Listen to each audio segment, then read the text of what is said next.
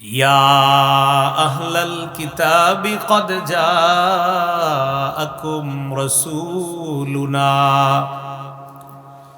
يبين لكم على فترة من الرسل أن تقولوا ما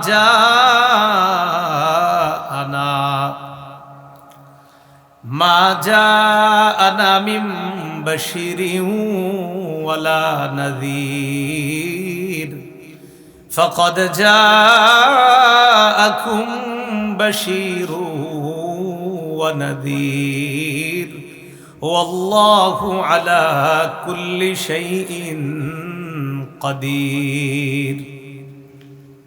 হে আহলে কিতাবগণ, তোমাদের কাছে আমার রসুল এসেছে। রসুলের ফাত্রতের সময়, লম্বা একটা সময়, ঈসা থেকে আমার নবী পর্যন্ত লম্বা একটা সময় দুনিয়াতে কোনো নবী আসে নাই। এরপর আমার নবী তোমাদের কাছে আসছে। আসার পর ইবাইয়িনু লাকুম, তোমাদেরকে স্পষ্ট ভাবে সব বর্ণনা করছে। কেন জানো? আন তাকুলু মা জাআনা মিন বাশীরিন ওয়ালা নাযীর, যেন এই কথা তোমরা বলতে না পারো আমাদের কাছে কোনো সুসংবাদদাতা আসে নাই, আমাদের কাছে কোনো সতর্ককারী আসে নাই, এটা যেন বলতে না পারো। তাই আমার নবী তোমাদের কাছে গিয়ে তোমাদের কাছে সব স্পষ্ট বর্ণনা করেছে, যেন এই কথা বলার সুযোগ না পাও যে আমাদের কাছে সুসংবাদদাতা আসে নাই, সতর্ককারী আসে নাই, এটা বলার সুযোগ নাই। ফাকাদ জাআকুম বাশীরুন ওয়া নাযীর, অবশ্যই তোমাদের কাছে এসেছে সুসংবাদদাতা এবং সতর্ককারী। ওয়াল্লাহু আলা কুল্লি শাইইন কাদির, আল্লাহ সব কিছুর উপর ক্ষমতাবান। তাহলে বলেন তো, আল্লাহর বিরুদ্ধে অজুহাত দাঁড় করানোর কোনো সুযোগ আছে? নবীরা এখন দুনিয়াতে নাই, নবীর ওয়ারিস উলামায়ে কেরাম আপনাদেরকে মাহফিলের মাধ্যমে, জুমার বয়ানের মাধ্যমে, দাওয়াত ও তাবলীগের মাধ্যমে, খানকার মাধ্যমে সতর্ক করে যাচ্ছে প্রতিনিয়ত। অতএব আল্লাহর বিরুদ্ধে কোনো অভিযোগ করবেন, আল্লাহর বিরুদ্ধে কোনো অজুহাত দাঁড় করানোর কোনো সুযোগ কিন্তু নাই। সত্য গ্রহণ করলে নাজাত, না করলে ঠিকানা জাহান্নাম। আল্লাহকে কিছু বলার সুযোগ নেই, অজুহাত দাঁড় করানোর কোনো সুযোগ নেই। তো আপনার আহলে কিতাবদের মধ্যে যারা, এরা কয় আমাদের কাছে প্রমাণ আসলে তারপর মানব, এর আগে মানব না। তাদের এই জাতীয় বিষয়গুলা অবগত করার জন্য আল্লাহ পাক রব্বুল আলামিন এই সূরা বাইয়িনা অবতীর্ণ করেছেন। সূরা বাইয়িনা ব্যাপারে আলোচনা শুরুর আগে তিনটি হাদিস আমরা একটু শুনে নেই, এরপর আলোচনায় আমরা ঢুকি। সহিহ বুখারীর ৩৮০৮ প্রথমে শুনব, এরপর সহিহ বুখারীর ৩৮১০, এরপর শুনবো সহিহ বুখারীর ৩৮০৯। আগে শুনবো ৩৮০৮ এবং ৩৮১০, শেষে শুনবো ৩৮০৯। সহিহ বুখারীর ৩৮০৮ নম্বর হাদিস। ইমাম বুখারী তার কিতাবে হাদিসটি আনছেন, শিরোনাম হলো বাবু মানাকিবি উবাই ইবনে কাব রাদিয়াল্লাহু তাআলা। এই সাহাবীর নাম আপনারা একটু মনে রাখেন, উবাই ইবনে কাব। কি নাম? মাসরুক রাহমাতুল্লাহি আলাইহির বর্ণনা, তিনি বলেন, যুকিরা আব্দুল্লাহ ইবনে মাসউদ রাদিয়াল্লাহু তাআলা আনহু ইনদা আব্দুল্লাহ ইবনে আমর রাদিয়াল্লাহু তাআলা আনহুমা। নবীর সাহাবী আব্দুল্লাহ ইবনে মাসউদ রাদিয়াল্লাহু তাআলা আনহুর ব্যাপারে আব্দুল্লাহ ইবনে আমরের সামনে আলোচনা করা হলো। খুব ভালো করে বুঝেন, নবীর সাহাবী আব্দুল্লাহ ইবনে আমরের সামনে নবীর আরেক সাহাবী আব্দুল্লাহ ইবনে মাসউদের ব্যাপারে আলোচনা করা হলো। আব্দুল্লাহ ইবনে মাসউদ নবীর ওই সাহাবী, হানাফি মাযহাবের গোড়া গিয়ে যেই সাহাবী পর্যন্ত ঠেকে, তিনি হলেন আব্দুল্লাহ ইবনে মাসউদ রাদিয়াল্লাহু তাআলা। তো এই সাহাবীর ব্যাপারে আলোচনা করা হলো আব্দুল্লাহ ইবনে আমরের সামনে। তখন আব্দুল্লাহ ইবনে আমর বললেন, লা আযালু উহিব্বুহু সামিআতুন নাবিয়্য সাল্লাল্লাহু আলাইহি সাল্লাম ইয়াকুল। আব্দুল্লাহ ইবনে আমর বলেন, আমি আব্দুল্লাহ ইবনে মাসউদকে সেদিন থেকে অনেক বেশি ভালোবাসি, এখনো ভালোবেসেই যাচ্ছি এবং ভালোবাসতেই থাকবো, যেদিন আল্লাহর নবী বলেছেন খুজুল কুরআন মিন আরবাআত, তোমরা চারজন সাহাবী থেকে কোরআন গ্রহণ করবা। চারজন থেকে তোমরা কোরআন শিক্ষা গ্রহণ করবা। কয়জন? এক নাম্বার মিন আব্দুল্লাহ ইবনে মাসউদ, বাদা বিহি, নবী এক নম্বরে বললেন আব্দুল্লাহ ইবনে মাসউদ থেকে তোমরা কোরআন শিখবা।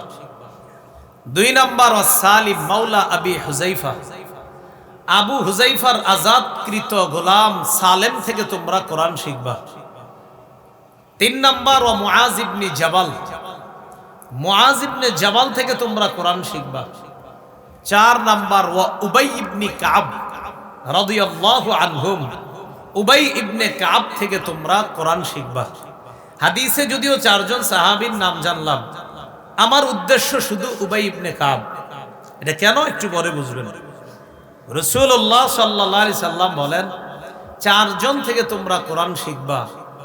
এক আব্দুল্লাহ ইবনে মাসউদ, দুই সালেম আবু হুযাইফার আজাদকৃত গোলাম, তিন মুআজ ইবনে জাবাল, চার উবাই ইবনে কাব রাদিয়াল্লাহু আনহুম আজমাইন, তাদের থেকে তোমরা কোরআন শিখবা। তাহলে এই চার সাহাবীর মধ্যে একজনের নাম উবাই ইবনে কাব। আচ্ছা, এবার বুখারীর 3810 নম্বর হাদিসটা শুনি।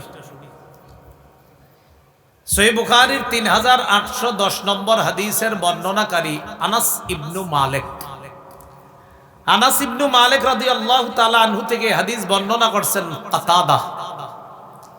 কাতাদা রাহমাতুল্লাহি আলাইহি বলেন, আনাস ইবনু মালিক রাদিয়াল্লাহু তাআলা আনহু বলেছেন, জামাআল কুরআন আলা আহদিন নবী সাল্লাল্লাহু আলাইহি ওয়াসাল্লাম আরবাআতুন, নবীর জীবদ্দশায় চারজন সাহাবী সম্পূর্ণ কোরআন জমা করেছে। সুবহানাল্লাহ। কয়জন? নবীর জীবদ্দশায়, নবীর যুগে চারজন সাহাবী সম্পূর্ণ কোরআন জমা করেছে। অনেক সাহাবীরা জমা করছেন, কিন্তু চারজন সম্পূর্ণ কোরআন জমা করেছে। এরপর আস্তে আস্তে অনেকেই করছে। কুল্লুহুম মিনাল আনসার, মজার ব্যাপার চারজনই আনসারী সাহাবী। চারজনই আনসারী সাহাবী। এক নাম্বার উবাই, উবাই ইবনে কাব। তাহলে ওই আগের হাদিসেও নেই, আছে, এই হাদিসেও আছে উবাই ইবনে কাব। দুই নাম্বার মুআজ ইবনে জাবাল, মুআজ ইবনে জাবাল হলেন দ্বিতীয়। তিন নাম্বার আবু যাইদিন, এই নামটা আপনারা বেশি শোনেন নাই। তিন নাম্বার আবু যায়েদ রাদিয়াল্লাহু তাআলা। চার নাম্বার যায়েদ ইবনে সাবিত রাদিয়াল্লাহু তাআলা। কাতাদা রাহমাতুল্লাহি আলাইহি বলেন, আমি আমার উস্তাদ হযরত আনাসকে জিজ্ঞাসা করলাম, মান আবু যাইদিন। উস্তাদ, সবাইরে তো চিনলাম, আবু যায়েদ যিনি, তিনি কে? তাকে তো চিনলাম না। আনাস ইবনে মালিক বললেন, আহাদু উমুমাতি, আবু যায়েদ হলেন আমার চাচাদের একজন, আমার চাচাদের একজন। দেখেন তো, এই চার সাহাবী নবীর যুগে সম্পূর্ণ কোরআন জমা করেছে। চারজনের মধ্যে উবাই ইবনে কাব নামটা আসেনি? আছে। এবার উবাই ইবনে কাবের ব্যাপারে দুই হাদিস কেন বললাম, এটা শুনলে সহজে বুঝবেন। এবার শোনেন সহিহ বুখারীর 3809 নম্বর হাদিস। হাদিসের শিরোনাম ইমাম বুখারী আনছেন বাবু মানাকিবি উবাই ইবনে কাব।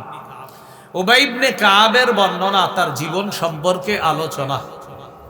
এই শিরোনামে হাদিসের বর্ণনাকারী সাহাবী আনাস ইবনে মালিক রাদিয়াল্লাহু তাআলা, তিনি বলেন, قال رسول الله صلى الله عليه وسلم لأبي بن كعب رضي الله تعالى عنه। রাসূলুল্লাহ সাল্লাল্লাহু আলাইহি সাল্লাম তার সাহাবী উবাই ইবনে কাবকে বললেন, ইন্নাল্লাহা আমারানি আন আকরা আলাইকা লাম ইয়াকুনিল্লাযীনা কাফারু মিন আহলিল কিতাব। উবাই, আল্লাহ আমাকে আদেশ করছে আমি যেন তোমাকে সূরা বাইয়িনা বা সূরা তাইয়্যিমা বা লাম ইয়াকুনিল্লাযীনা কাফারু, যে সূরাটা আছে, আল্লাহ আমাকে হুকুম করছে আমি যেন এই সূরাটা, আমি নবী যেন তোমাকে পাঠ করে শোনাই।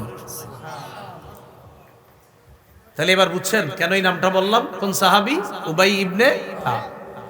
উবাই ইবনে কাবকে নবী বললেন, আল্লাহ আমাকে আদেশ করছেন আমি যেন তোমাকে লাম ইয়াকুনিল লাযীনা কাফারু এই সূরাটা পাঠ করে শোনাই। উবাই ইবনে কাব বললেন, ওয়াসাম্মানি ইয়া রাসূলুল্লাহ, আল্লাহ কি আমার নাম নিয়ে বলছে? মানে এরকম বলছে যে উবাই এরকম নাম নিছে আল্লাহ? আল্লাহ কি আমার নামটা নিয়ে আপনার বলছে? নবীজি বলেন, হ্যাঁ, তোমার নাম নিয়ে আল্লাহ আমাকে বলছে। উবাই ইবনে কাব যখন শুনছে যে আল্লাহ তার নাম নিছে, ফাবাকা, সাথে সাথে কান্না শুরু করে দিছে। বুখারীর অন্য বর্ণনায় আছে, কিতাবুত তাফসীর ইমাম বুখারী এই আয়াতের ব্যাখ্যা আনছেন, ফাযারাফাত আইনা। উবাইয়ের নাম আল্লাহ নিছে এই কথা শুই না উবাই ইবনে কাবের দুই চোখ বেয়ে অশ্রু গড়িয়ে পড়া শুরু করে দিছে। তাহলে বলেন তো, নবীজিরে আল্লাহ হুকুম করছে কোন সূরাটা উবাইকে পড়ে শোনানোর জন্য? সূরা বাইয়িনা। এবার সূরাটা আমরা শুরু করি, দেখেন আল্লাহ কি বলে। লাম ইয়াকুনিল লাযীনা কাফারু মিন আহলিল কিতাব ওয়াল মুশরিকিনা মুনফাক্কিনা হাত্তা তা'তিয়াহুমুল বাইয়িনা। আহলে কিতাবের মধ্যে যারা কাফের এবং যারা মুশরিক, লাম ইয়াকুন তারা অটল থাকবে, মুনফাক্কিনা তারা অটল থাকবে। কিসের মধ্যে? তাদের অন্ধবিশ্বাসের মধ্যে তারা অটল থাকবে। এটা একটা অনুবাদ। আরেকটা অনুবাদ হতে পারে, আহলে কিতাবদের মধ্যে যারা কাফের এবং যারা মূর্তি পূজারী মুশরিক, তারা তাদের অন্ধবিশ্বাস থেকে ফিরে আসার মতো না। তারা তাদের অন্ধবিশ্বাস থেকে ফিরে আসার না। আর প্রথম অনুবাদ করলাম, তারা তাদের অন্ধবিশ্বাসে অটল থাকবে। কতক্ষণ? হাত্তা তা'তিয়াহুমুল বাইয়িনা, যতক্ষণ তাদের কাছে প্রমাণ না আসবে। কি না আসবে? ওই যে তারা বলছে প্রমাণ না আসলে আমরা মানব না। প্রমাণটা কি? আল্লাহ বলেন, রাসূলুম মিনাল্লাহ ইয়াতলু সুহুফাম মুতাহহারা। এই প্রমাণ হলো আল্লাহর পক্ষ থেকে রাসূল মুহাম্মদ সাল্লাল্লাহু আলাইহি ওয়াসাল্লাম। এই প্রমাণ আমাদের নবী দুনিয়াতে আসছে, আসার পর ইয়াতলু তেলাওয়াত করেন সুহুফাম মুতাহহারা, পবিত্র সহিফা। সহিফার বহুবচন সুহুফ, মানে হলো লিখিত খাতা অথবা যেই খাতা লেখার জন্য প্রস্তুত করা হয়, এটাকে বলা হয় সহিফা। এটার বহুবচন সুহুফ। ইয়াতলু যিনি তেলাওয়াত করবে, সুহুফাম মুতাহহারা পবিত্র সহিফা। তাহলে তাদের কাছে প্রমাণ আসার আগ পর্যন্ত তারা তাদের অন্ধবিশ্বাসের উপর অটল থাকবে। প্রমাণটাকে আল্লাহর পক্ষ থেকে রাসূল, আল্লাহর পক্ষ থেকে এই রাসূলকে মুহাম্মদ সাল্লাল্লাহু আলাইহি ওয়াসাল্লাম প্রমাণ এসে গেছে। তাহলে বলেন তো, আহলে কিতাব বা মুশরিকদের কাছে যে প্রমাণটা আসছে তিনি কে? মুহাম্মদ সাল্লাল্লাহু আলাইহি ওয়াসাল্লাম। বলেন প্রমাণটা কে? মুহাম্মদ সাল্লাল্লাহু আলাইহি ওয়াসাল্লাম। তো তিনি আসলেন, তিনি কিতাব পড়ে তাদেরকে শোনাই দিয়েছেন। কিতাবের মধ্যে কি আছে? ফিহা কুতুবুন কাইয়্যিমা। কিতাবের মধ্যে কুতুব লেখা আছে, কাইয়্যিমা সঠিক লেখা। বলেন কিতাবে কি আছে? লেখা। কি লেখা? কাইয়্যিমা সঠিক লেখা। সহিফার মধ্যে লেখা আছে, কি লেখা? সঠিক লেখা। সঠিক লেখা নবী পড়ে শোনায়া দিলেন। আহলে কিতাবদের কাফেরদেরকেও শোনায়া দিলেন, মুশরিকদেরকে শোনায়া দিলেন। তারা বলছিল প্রমাণ আসলে আমরা মেনে নিব। প্রমাণ আসার পর তেরামি তাদের অটল রইল, কিছু মানলো আর বেশিরভাগ পৃথক হয়ে গেল, তারা আলাদা হয়ে গেল। তেরামি করে কয় বলছি তো কি হয়েছে, মানব না। যেটা আল্লাহ পরের আয়াতে বলে, ওয়ামা তাফাররাকাল্লাযীনা উতুল কিতাবা ইল্লা মিন বাদি মা জাআতুহুমুল বাইয়িনা। যাদেরকে কিতাব দেওয়া হয়েছে তারা পৃথক হয় নাই, তবে পৃথক হলো কখন? এতদিন তারা পৃথক হয় নাই, তবে পৃথক হলো যখন তাদের কাছে প্রমাণ এসে গেল। মুহাম্মদ সাল্লাল্লাহু আলাইহি সাল্লাম এসে গেলেন, আয়েশা তাদেরকে পড়ে পড়ে শোনায়া দিলেন এটা সঠিক, ওগুলা ভুল, এগুলা মিথ্যা, এগুলা সত্য। আল্লাহ বলেন এতদিন তারা পৃথক হয় নাই, যেই প্রমাণ আসলো, আসার পর তারা পৃথক হয়ে গেল। কিছু ঈমান আনলো আর কিছু তাদের অন্ধবিশ্বাসের উপর অটল ছিল। এবার বুঝে থাকলে বলেন তো, প্রমাণ আসার আগেও কিছু মানুষ অন্ধবিশ্বাসে ছিল কিনা, প্রমাণ আসার পরেও কিছু মানুষ অন্ধবিশ্বাসে আছে কিনা? তা আল্লাহ বলেন, আমি মূলত প্রমাণ কেন দিছি, যেন আমার বিরুদ্ধে অজুহাত পেশ করতে না পারে যে আল্লাহ আপনি তো প্রমাণ পাঠান নাই, আমরা তো বলছিলাম প্রমাণ আসলে মানবো। আল্লাহ কয় প্রমাণ তো দিলাম, এখন মানো, মানে না। আল্লাহ বলে এরা যে মানবে না একদল, সেটাও আমি জানি। মানব না মানব, আমি আল্লাহর বিরুদ্ধে যেন অজুহাত দাঁড় করাইতে না পারে, তাই আমি আমার প্রমাণ তাদের কাছে পাঠিয়ে দিছি। কিন্তু এরা অজুহাত যেন আল্লাহর বিরুদ্ধে না দাঁড় করাইতে পারে। এবার আল্লাহ বলেন, ওয়ামা উমিরু ইল্লা লিয়াবুদুল্লাহা মুখলিসিনা লাহুদ্দিন। তাদেরকে আদেশ করা হয়েছে তারা যেন আল্লাহর জন্য একনিষ্ঠভাবে ইবাদত করে, তারা যেন খাঁটিভাবে আল্লাহর জন্য ইবাদত করে, একনিষ্ঠভাবে ইবাদত করে। যে কোনো ইবাদত করার আগে মৌলিকভাবে 4টা কথা আমরা মাথায় রাখবো, বলেন ইনশাআল্লাহ। কয়টা কথা? আমার সাথে সবাই বলেন, বলেন। 1, পরিশুদ্ধ নিয়ত। 1, পরিশুদ্ধ নিয়ত। 2, ইখলাসের সাথে ইবাদত। 3, আল্লাহর কাছ থেকে পাওয়ার আশায় ইবাদত। 4, কাউকে না দেখানোর জন্য ইবাদত। তো আল্লাহ বলছেন তাদেরকে আদেশ করা হয়েছে তারা একনিষ্ঠভাবে যেন আল্লাহর ইবাদত করে। বলেন তো, ইবাদত করার আগে মৌলিক কয়টা কথা মাথায় রাখবো? 4টা। 1 নাম্বার, নিয়ত পরিশুদ্ধ করা। সহিহ বুখারীর প্রথম হাদিস, আলকামা ইবনে ওয়াক্কাস আল-লাইথি থেকে বর্ণনা। তিনি বলেন, সামিআতু উমর ইবনুল খাত্তাব আলাল মিম্বার। ওমর ইবনুল খাত্তাবকে আমি মিম্বর থেকে বলতে শুনেছি। তিনি বলেন, সামিআতু রাসূলুল্লাহ সাল্লাল্লাহু আলাইহি ওয়াসাল্লাম ইয়াকুল, আমি আল্লাহর নবীকে বলতে শুনেছি, ইন্নামাল আ'মালু বিন্নিয়াত। আমলের প্রতিদান নির্ভর করে নিয়তের উপর। বলেন, আমলের প্রতিদান কিসের উপর? নিয়তের উপর। এগুলো 1 নাম্বার। 2, ইখলাসের সাথে আমলটা করা। ওই আজকে যেটা বললাম, ইল্লা লিয়াবুদুল্লাহা মুখলিসিনা লাহুদ্দিন। আনুগত্যকে আল্লাহর জন্য খাঁটি করে ইখলাসের সাথে ইবাদত করা। তিরমিজির বর্ণনা 2029 নম্বর হাদিস, 39 নম্বর হাদিস। আবার ইবনে মাজার বর্ণনা আসছে 3056 নম্বর হাদিস। এই হাদিসের মধ্যে আসছে, সালাসুন লা ইউগিল্লু আলাইহিন্না কলবু মুমিন। 3টি বিষয়ে মুমিনের অন্তর প্রতারণা করতে পারে না। 3টি বিষয়ে মুমিনের অন্তর প্রতারণা করতে পারে না। কয় বিষয়? 1 নাম্বার, ইখলাসুল আমালি লিল্লাহ। মুমিন আমল করবে খালেস ভাবে আল্লাহর জন্য। এই আল্লাহর জন্য মুমিন ইবাদতকে খালেস করার ক্ষেত্রে তার কলব কখনো প্রতারণা করতে পারে না। 2 নাম্বার, ওয়ান-নাসীহাতু লিগুলাতিল মুসলিমিন। মুসলিম শাসকদেরকে উপদেশ দেওয়ার ক্ষেত্রে কোন মুসলমানের হৃদয় খেয়ানত করতে পারে না, কোন মুসলমানের অন্তর প্রতারণা করতে পারে না। মুসলিম শাসক ভুল করলে তার ভুল ধরায়া দেওয়া, তাকে উপদেশ দেওয়ার ক্ষেত্রে মুসলমানদের হৃদয় প্রতারণা করতে পারে না। 3, ওয়ালুজুমু জামাআতিহিম। সর্ববৃহৎ হক দলের সাথে আঁকড়ে থাকার ক্ষেত্রে মুসলমানের কলব খেয়ানত করতে পারে না, প্রতারণা করতে পারে না।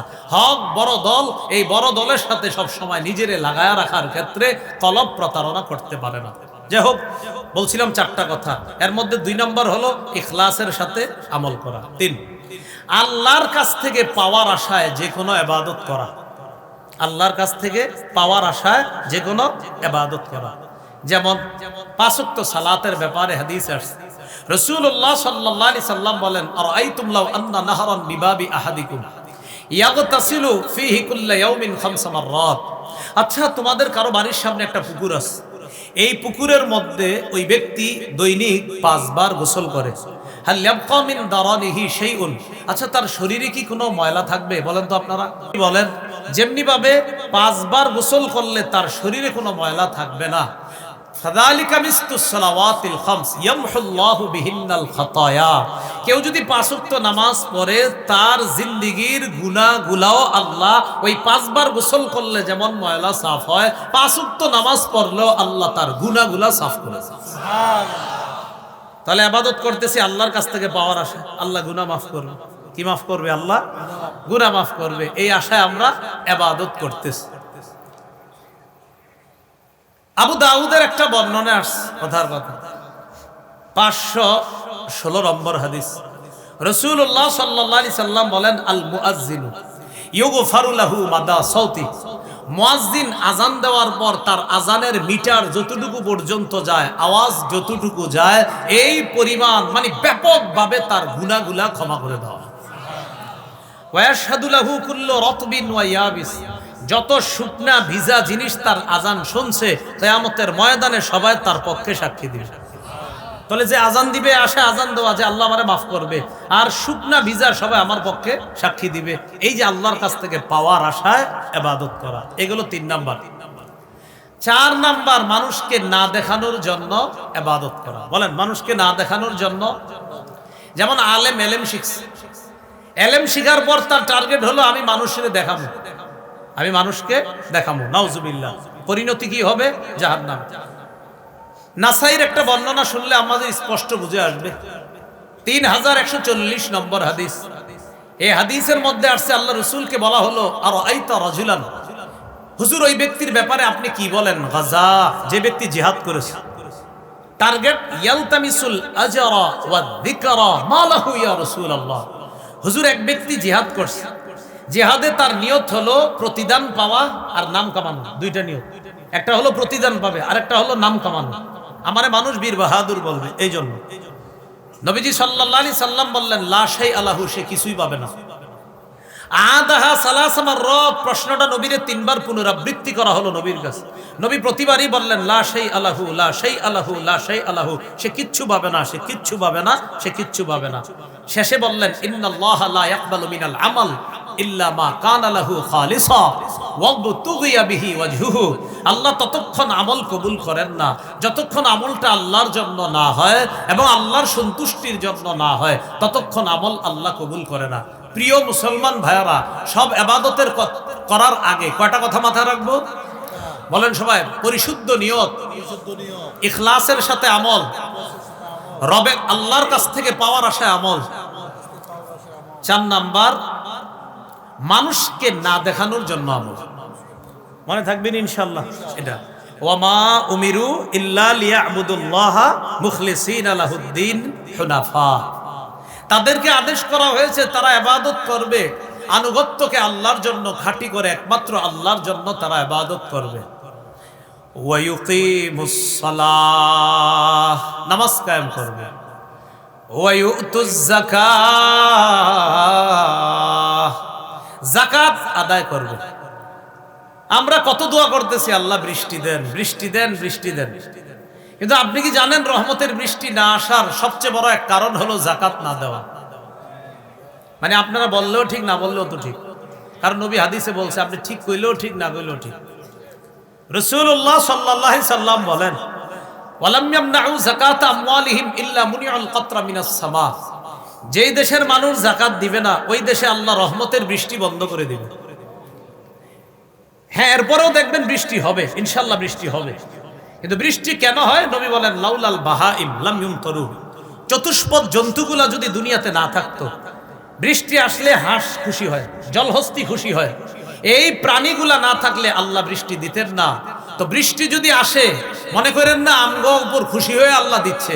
নবী কয়, চতুষ্পদ জন্তুকে খুশি করার জন্য আল্লাহ বৃষ্টি দেয়, ওই বৃষ্টি তোমরাও পাও। মনে রাখবা, তোমাদের অপরাধের কারণে আল্লাহ রহমতের বৃষ্টি বন্ধ করে রাখে, ওইটা দেয় না।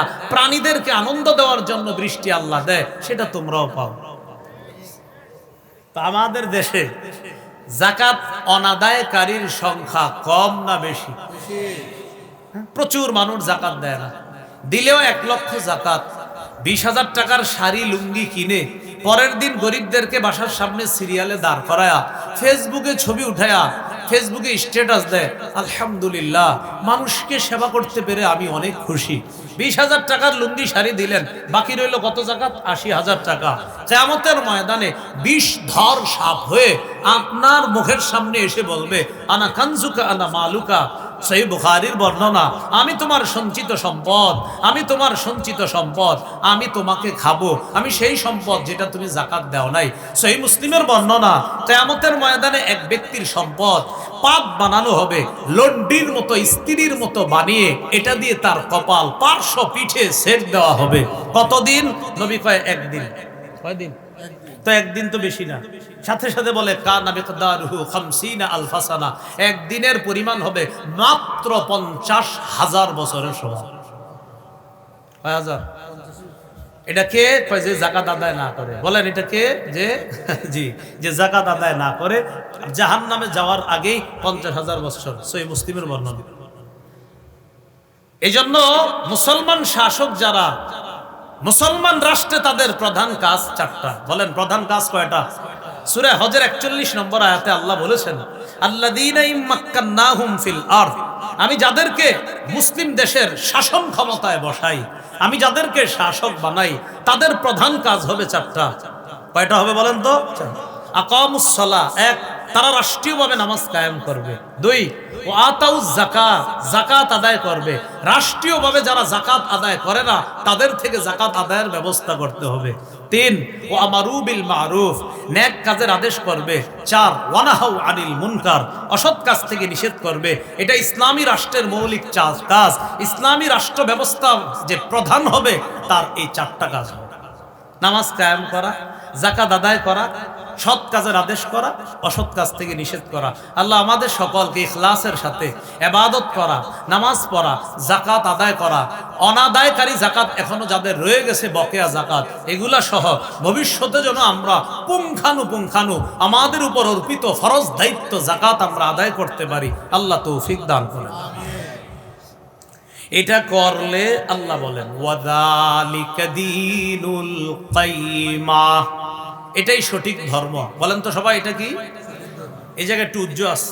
মূলত হবে ওয়াযালিকা দীনুল মিল্লাতিল কাইয়্যিমা, এটা হলো সঠিক মিল্লাতের, সঠিক উম্মতের ধর্ম। এটাই হলো সঠিক উম্মতের ধর্ম। কাইয়্যিমা এটা সিফাত, এটার মাউসুফ হলো আল মিল্লাহ। দীনু এটা মুযাফ, আল মিল্লাহ মাউসুফ, আল কাইয়্যিমা সিফাত। মাউসুফ সিফাত মিলে দীনুর মুযাফ ইলাই। আল্লাহ বলেন ওয়াযালিকা দীনুল কাইয়্যিমা, মুযাফ ইলাই মিলে হবে খবর। ওয়াযালিকা মুবতাদা, এই মুবতাদা খবর মিলে পুল বাক্য হবে। ওয়াযালিকা দীনুল কাইয়্যিমা, দীনুল মিল্লাতিল কাইয়্যিমা, এটা হলো সঠিক উম্মতের ধর্ম। তাহলে নামাজ পড়া, যাকাত আদায় করা, সঠিকভাবে ইবাদত করা, এটা হলো সঠিক ধর্ম। কিন্তু একটু চিন্তা করেন তো, চোখটা বন্ধ করে ফজর থেকে আসা পর্যন্ত কয়জন সঠিকভাবে ধর্মটা পালন করেছে? আল্লাহ আমাদেরকে বোঝার তৌফিক দান করেন। এই হলো সূরা বাইয়িনার 5 নম্বর আয়াত পর্যন্ত আল্লাহ বললেন কিছু মানুষ আছে প্রমাণ আসার আগে কয় মানমু, আসার পরেও মানে না। কিছু মানুষ প্রমাণ আসার আগে কয় মানমু, আসলেও মানে না। আল্লাহ বলে উজুহাত যেন দাঁড় করাইতে না পারে তাই প্রমাণ পাঠায়া দিস। এরপর আল্লাহ বললেন ইবাদত বন্দেগী করতে বলা হয়েছে, কেউ করে তো কেউ করে না। এই হলো 5 নম্বর আয়াত পর্যন্ত আলোচনা। এবার শুনেন 6, 7, 8 এই 3 আয়াতে আল্লাহ 2 শ্রেণীর মানুষের কথা বলছেন। এক, ব্যর্থ কারা, 2 সফল কারা। আল্লাহ 6 নম্বর আয়াতে বলেন ইন্নাল্লাযীনা কাফারু মিন আহলিল কিতাব ওয়াল মুশরিকিনা ফি নারি জাহান্নামা খালিদিনা ফিহা উলাইকা হুম শাররুল বারিয়াহ। যারা কাফের, যারা মুশরিক, তারা হলো সৃষ্টির সবচেয়ে নিকৃষ্ট জীব, বলি নাউজুবিল্লাহ। তারা চিরস্থায়ীভাবে জাহান্নামে থাকবে। তারা সৃষ্টির সবচেয়ে নিকৃষ্ট জীব। যারা কাফের, যারা মুশরিক, তারা জাহান্নামে চিরস্থায়ীভাবে থাকবে। তারা ব্যর্থ, তারা সৃষ্টির সবচেয়ে নিকৃষ্ট জীব। সফল কারা, শ্রেষ্ঠ জীব কারা? এবার আল্লাহ বলেন ইন্নাল্লাযীনা আমানু ওয়া আমিলুস সালিহাত উলাইকা হুম খায়রুল বারিয়াহ। যারা ঈমান আনে, সবাই বলেন যারা, আবার যারা ঈমান আনে। ঈমান কি জিনিস? খুব মন দিয়ে শুনেন। আল ঈমান তাসদীকুন নবী সাল্লাল্লাহু আলাইহি ওয়াসাল্লাম ফি শাইইন মা জাআ বিহি। আমাদের নবী জানিয়ে আসছে সব মনে প্রাণে সত্যায়ন করার নাম ঈমান। আমাদের নবী জানিয়ে আসছে ছোট বড় যা আছে সব সত্যভাবে বিশ্বাস করার নাম ঈমান। এবার হাদিস থেকে একটু জেনে নেই ঈমান কি জিনিস। সহিহ মুসলিমের ৮ নম্বর হাদিস, মাদ্রাসার পাঠ্যপুস্তক অনুসারে মোট হাদিস সংখ্যা হবে ৩০৩৩টা, শুরুতে আছে ৮ নম্বর হাদিস। এই হাদিসের বর্ণনাকারী ওমর ইবনুল খাত্তাব রাদিয়াল্লাহু তাআলা তিনি বলেন, জাআ রাজুলুন ইলান নবী সাল্লাল্লাহু আলাইহি ওয়াসাল্লাম, এক ব্যক্তি আল্লাহর নবীর কাছে আসছে, আসার পর 4টি প্রশ্ন করছে। কয়টি? আবার কয়টি প্রশ্ন? এক ব্যক্তি নবীর কাছে আসছে, কয়টি প্রশ্ন করছে? 4টি।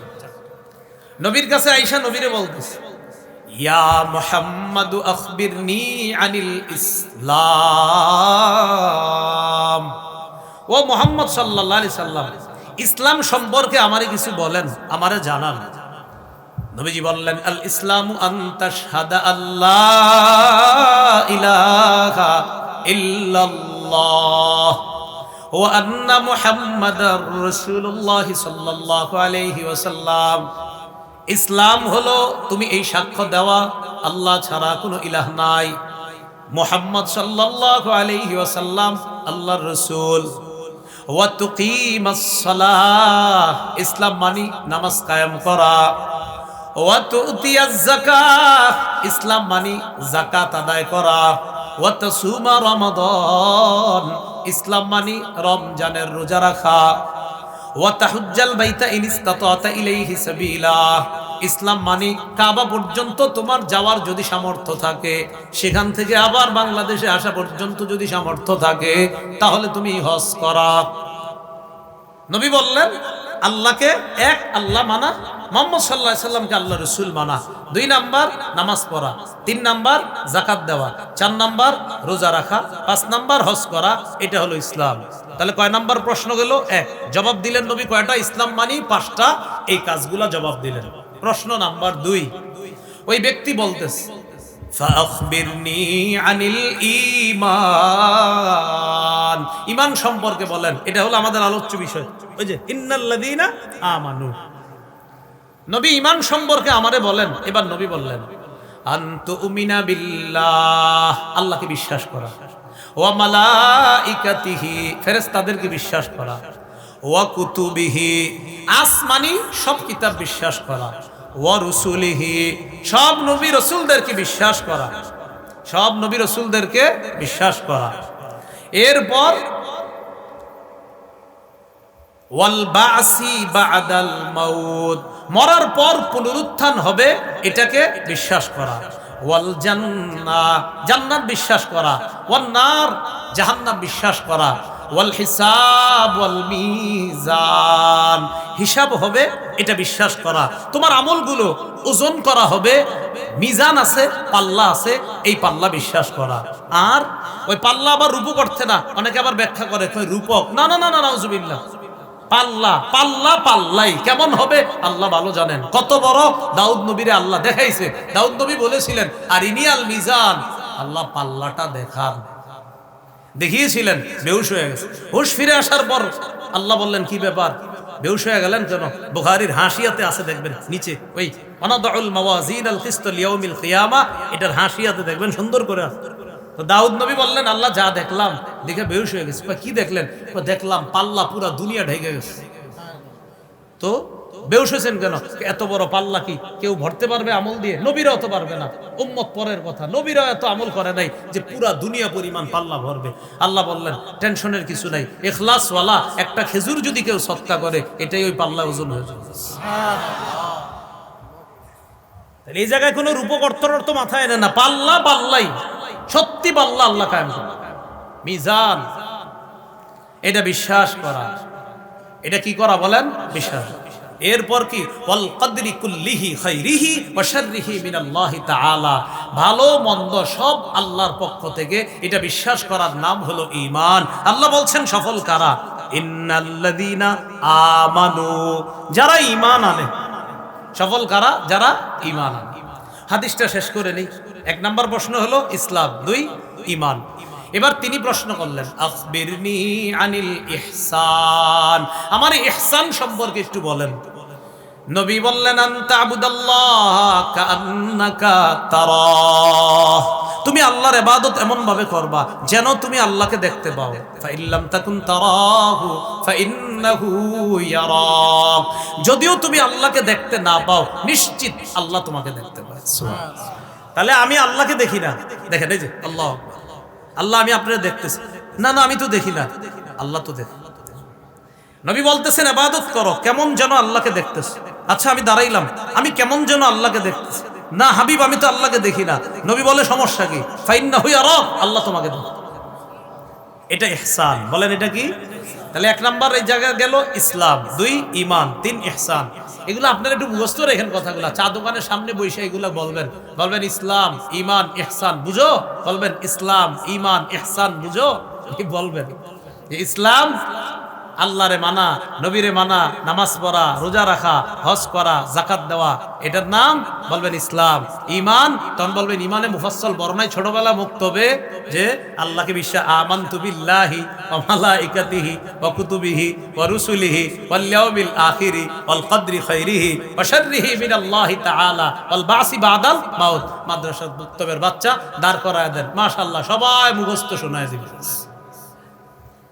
তাহলে ইসলাম ঈমান আর ইহসান। চা স্টলের সামনে কাকারে বলবেন কাকা ইহসান কি বলেন তো, বলবে ইহসান আবার কি? বলবেন এমন ভাবে ইবাদত করবেন যেন আল্লাহরে দেখতে পান, আল্লাহরে যদিও না দেখতে পান আল্লাহ আপনারে দেখে, এটা হলো ইহসান। আমরা এগুলা না বইলা খালি গীবত, দোকানের সামনে বসে শুধু গীবত, আলোচনা হবে তো এরকম ইসলাম ঈমান ইহসান। 4 নাম্বার প্রশ্ন করছে আখবিরনি আনিস সাআহ, আমার একটু কিয়ামতের ব্যাপারে বলেন। নবী বললেন মাল মাসউলু আনহা বিআলামা মিনাস সাইল, কিয়ামতের বিষয়ে জিজ্ঞাসিত ব্যক্তি মানে আমি নবী মুহাম্মদ, এই জিজ্ঞাসিত ব্যক্তি জিজ্ঞাসাকারীর চাইতে বেশি জানে না। অর্থাৎ তুমি যেমন জানো না আমিও জানি না, কিয়ামতের বিষয়টা জানে একমাত্র একজন। আওয়াজ দিয়ে দিল থেকে বলেন কে? আল্লাহ। তো এই লম্বা আলোচনার পর তিনি চলে গেছেন। নবীজি বলে সাহাবীদেরকে, এই জানো কে আসছে আমার সামনে? হুজুর কে? আমরা দেখলাম একটা সুন্দর মানুষ সাদা পোশাক পরে কম বয়সী যুবকের মতো আপনার সামনে আসছে, এটাই তো দেখলাম। আপনার সামনে আইসা ছাত্রদের মতো বসছে। নবীজি বলে হ্যাঁ, আমার সামনে আইসা অনেক কিছু শিখাইছে। যুবক বয়সে আসার কারণ হলো তোমরা যেন যুবক বয়সে এলেম শিখো। হাদিসের ব্যাখ্যা, যুবক বয়সে এলেম শিখতে হবে। 2, আমার সামনে এইভাবে বসার কারণ হলো ছাত্র উস্তাদের সামনে আদবের সাথে বসতে হবে, এটা হাদিসের দ্বিতীয় ব্যাখ্যা। 3, কে আসছে জানো? এটা হলো জিবরিল। ছাত্র সাইজা প্রশ্ন কইরা আমার থেকে উত্তরগুলা এইভাবে যাই না, তোমাদেরকে শিখাইয়া দিছে। তোমাদেরকে এই প্রশ্ন উত্তর করে এই বিদ্যাগুলা জানানোর জন্য জিবরিল কম বয়সী ছাত্রের ভেষ ধরে আমার সামনে আসছে। যাই হোক, আমাদের মূল বিষয় ঈমান, বলেন সবাই কি? ইন্নাল্লাযীনা আমানু, এরপর ওয়া আমিলুস সালিহাত, নেক কাজ করে। যে ব্যক্তি ঈমান আনে এবং নেক কাজ করে। আমরা আজকে থেকে নেক কাজগুলা করে, বলেন সবাই, নেক কাজ নষ্ট করে দিব না। আমাদের নেক কাজগুলো ওই মহিলার মতো নষ্ট করে দিব না যেই মহিলা শক্তভাবে সুতা পাকানোর পর সুতা আবার টুকরা টুকরা করে ফেলে। ওই মহিলার মতো আমরা আমাদের ইবাদতগুলা নষ্ট করব না। একজন মহিলা কষ্ট করে সুতা পাকাইছে, পাকানোর পর সুতা আবার টুকরা টুকরা করছে, তো কষ্ট করে পাকাইলেন কেন? আর আপনারা ভাইবেন এটা কোনো গল্প, এটা কোরআনে বলছে আল্লাহ, সূরা নাহলের 92 নম্বর আয়াত, ওয়ালা তাকুনু কাল্লাতী নাকাদাত গাজলাহা মিন বাদি কুওয়াতিন আনকাসা, তোমরা ওই নারীর মতো হয়ো না যেই নারী শক্তভাবে সুতা পাকানোর পর ওই সুতা আবার টুকরা টুকরা করে ফেলে, ওই নারীর মতো তোমরা হয়ো না। মানে ইবাদত কষ্ট করে করার পর ইবাদতগুলা নষ্ট করে দিও না। সূরা মুহাম্মদের 33 নম্বর আয়াত, 26 পারা 9 নম্বর পৃষ্ঠা, হাফিজে কোরআন মাজিদ অনুযায়ী আল্লাহ বলেন, ইয়া আইয়ুহাল্লাযীনা আমানু, হে ঈমানদারগণ, আতিউল্লাহ, আল্লাহর আনুগত্য করো, ওয়া আতিউর রাসূল, রাসূলের আনুগত্য করো, ওয়ালা তুবতিলু আমালাকুম, আমল সমূহ নষ্ট করে দিও না, আমলগুলো নষ্ট করে দিও না। তাহলে সফল কারা? ইন্নাল্লাযীনা আমানু, যারা ঈমান আনে, ওয়া আমিলুস সালিহাত, যারা নেক কাজ করে।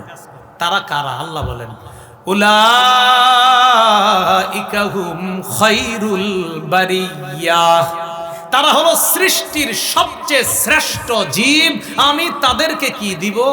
জাযাউহুম ইনদা রাব্বিহিম জান্নাতু আদনিন তাজরি মিন তাহতিহাল আনহার। তাদের পুরস্কার তাদের রবের কাছে চিরস্থায়ী বসবাসের ঠিকানা জান্নাত, যার তলদেশ দিয়ে নহরসমূহ প্রবাহিত হয়। খালিদিনা ফিহা আবাদা, সেথায় যারা চিরস্থায়ীভাবে থাকবে। আচ্ছা, জান্নাতে গেলে কি থাকবে বলেন তো? চিরস্থায়ী। একটু সূরা কাহাফ আপনার 108 নম্বর আয়াত, ইন্নাল্লাযীনা আমানু ওয়া আমিলুস সলিহাত কানাত লাহুম জান্নাতুল ফিরদাউসি নুজুলা। হাফিজি কোরআন মাজিদ 16-12 3 নম্বর পৃষ্ঠা, একদম দেখবেন শেষের দিকে। যে ঈমান আনে, নেক কাজ করে, তার জন্য রয়েছে মেহমানখানা স্বরূপ জান্নাতুল ফিরদাউস। একটু বুঝি আমরা সবাই মিলেমিশে চলেন, কোরআন বুঝি। মেহমানখানা কি চিরস্থায়ী হয়? আমরা দুনিয়াতে কোনো মেহমানখানায় কি একদম সারা জীবনের জন্য যাই? 2-3 দিন বেড়ামু, নানার বাড়িতে 2-3 দিন বেড়ামু, আবার চলে আসবো। তাহলে দুনিয়ার মেহমানখানা সাময়িক, দুনিয়ার মেহমানখানা ক্ষণস্থায়ী। কিছুদিন যাই, 5-6 দিন থাকলেও নানার বাড়ি, সবচেয়ে সাধারণত মানুষ বেড়ায় নানার বাড়িতে একটু বেশি বেড়ায়, মানে আত্মীয় স্বজনের মধ্যে। নানার বাড়ি আপন বাড়ির মতোই। আর বিশেষ করে নানা নানু তারা যদি বেঁচে থাকে, তাহলে মজানো বেড়ানোটা খুব মজা। এখন নানার বাড়িতে গেলে সর্বোচ্চ 7-8 দিন থাকার পর কি বলে আম্মারে আব্বারে, আব্বা আর না, চলেন বাড়িতে চলে যান। এর মানে মেহমানখানা দুনিয়াতে বেশি দিন না। কিন্তু আল্লাহ বলেন জান্নাতীদেরকে আমি যেই মেহমানখানাটা দিব, খালিদিনা ফিহা, এটা ক্ষণস্থায়ী না, সেটা চিরস্থায়ী মেহমান। আমি আল্লাহর মেহমানদারি চিরস্থায়ীভাবে চলতেই থাকবে। এবার আসেন, লা ইয়াবগুনা আনহা হিওয়ালা। কয় দুনিয়ার মেহমানরা 2-3 দিন থাকার পর কয় এ চলে যাই। আল্লাহ কয় লা ইয়াবগুনা আনহা হিওয়ালা, আমার জান্নাতি মেহমানরা জান্নাত থেকে অন্য কোথাও কখনো স্থানান্তরিত হতে চাইবেই না, তারা সব সময় সেখানে থাকবে। এটা আল্লাহ বললেন জাযাউহুম ইনদা রাব্বিহিম জান্নাতু আদনিন, চিরস্থায়ী বসবাসের জান্নাত হলো তাদের পুরস্কার তাদের রবের কাছে। তাজরি মিন তাহতিহাল আনহার খালিদিনা ফিহা আবাদা, সেখানে তারা চিরস্থায়ীভাবে থাকবে। রাদিয়াল্লাহু আনহুম, আল্লাহ তাদের প্রতি সন্তুষ্ট। ওয়া রাদু আন, তারাও আল্লাহর প্রতি সন্তুষ্ট। আমরা সবাই যেন জান্নাতে গিয়ে আল্লাহর সন্তুষ্টি প্রাপ্ত বান্দা হতে পারি, আর আমরাও যেন আল্লাহর প্রতি সন্তুষ্ট হই, এমন বান্দা যেন হতে পারি। আল্লাহ তৌফিক দান করেন। আল্লাহ শেষে বলেন যালিকা লিমান খাশিয়া রাব্বা, এটা তার জন্য যে তার রবকে ভয় করে, যে তার রবকে ভয় করে। একটু মন দিয়ে শোনেন, দেখি আপনাদের পরীক্ষা নেই। একদল মানুষ কয় প্রমাণ আসলে মানব। ওই মানুষদের মধ্যে কিছু মানুষ এমন আসেনি যারা প্রমাণ আসার পরেও মানে না? আছে। তো আল্লাহ তাদের ব্যাপারে বলে দিয়েছে। কেন বলেন তো? এই কেনটা মনে রাখবেন, যেন আল্লাহর ব্যাপারে কোনো অজুহাত দাঁড় করাইতে না পারে। এই ব্যাপারে আল্লাহ আলোচনা করেছেন সূরা লাম ইয়াকুনিল্লাযীনা কাফারু, এই কিতাবের মধ্যে, মানে অর্থাৎ এই সূরার মধ্যে। এরপর আসেন বাইয়িনা বা প্রমাণ। মক্কার ইহুদি কাফেরদের কাছে বাইয়িনা বা প্রমাণটা যে আসছে, প্রমাণটার নাম কি? আলেমরা বলবো না, অন্যরা বলেন। কি জানি প্রমাণটার নাম? হ্যাঁ মাশাআল্লাহ, কে বলছে? মুহাম্মদ সাল্লাল্লাহু আলাইহি সাল্লাম।